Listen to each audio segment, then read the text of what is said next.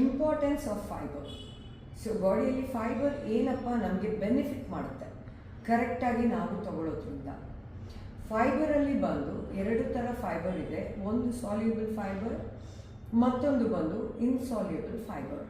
So ಈ soluble fibre ಬಂದು ನಮ್ಮ ವಾಟರಲ್ಲಿ ಡಿಸಾಲ್ವ್ ಆಗುವಂಥದ್ದು, ಅಂದರೆ ಬ್ಲಡಲ್ಲಿ.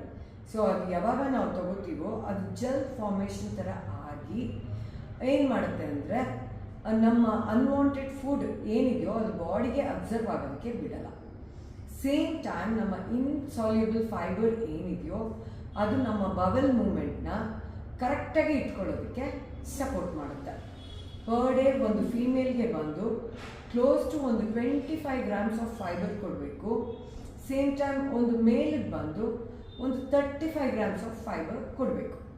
ಓಕೆ, ಅದು ಆದಮೇಲೆ ಫೈಬರ್ನ ನಾವು ಕರೆಕ್ಟಾಗಿ ಬ್ಯಾಲೆನ್ಸ್ ಮಾಡೋದ್ರಿಂದ ಹೆಲ್ತಿ ವೆಯ್ಟ್ನ ಬ್ಯಾಲೆನ್ಸ್ ಮಾಡ್ಬೋದು.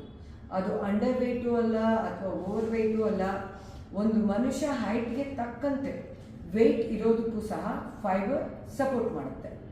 ಸೇಮ್ ಟೈಮ್ ಡಯಾಬಿಟಿಕ್ ರಿಸ್ಕಿಂದ ದೂರ ಇಡೋಕ್ಕೆ ಸಪೋರ್ಟ್ ಮಾಡುತ್ತೆ. ಕೆಲವು ಥರದ ಕ್ಯಾನ್ಸರ್ಸ್ ಬರದೇ ಇರೋ ಹಾಗೂ ನಮಗೆ ಪ್ರೊಟೆಕ್ಷನ್ ಕೊಡುತ್ತೆ. ಅದು ಆದಮೇಲೆ ನಮ್ಮ ಗಟ್ಟಲ್ಲಿ ಫ್ರೆಂಡ್ಲಿ ಬ್ಯಾಕ್ಟೀರಿಯಾಸ್ನ ಹೆಲ್ದಿಯಾಗಿ ಇಟ್ಕೊಳ್ಳೋದಕ್ಕೂ ಸಪೋರ್ಟ್ ಮಾಡುತ್ತೆ. ರೈಟ್, ಇದೆಲ್ಲ ಆಗ್ತಾ ಆಗ್ತಾ ಏನಪ್ಪ ಆಗುತ್ತೆ ಅಂದರೆ ಫೈಬರ್ ಬಂದು ನ್ಯಾಚುರಲ್ ಡಿಟಾಕ್ಸ್ ಮಾಡೋಂಥ ಒಂದು ಫುಡ್. ಸೊ ಈ ಫೈಬರ್ ಇಂಟೇಕಿಂದ ಹೇಳಬೇಕಂದ್ರೆ ನಮ್ಮ ಎವ್ರಿ ಡೇ ಏನಿದೆಯೋ ಆ ಎನರ್ಜಿ ಇರ್ಬೋದು, ಡೈಜೆಷನ್ ಇರ್ಬೋದು, ಎಲ್ಲದಕ್ಕೂ ತುಂಬ ಚೆನ್ನಾಗಿ ಸಪೋರ್ಟ್ ಮಾಡುತ್ತೆ. ಓಕೆ.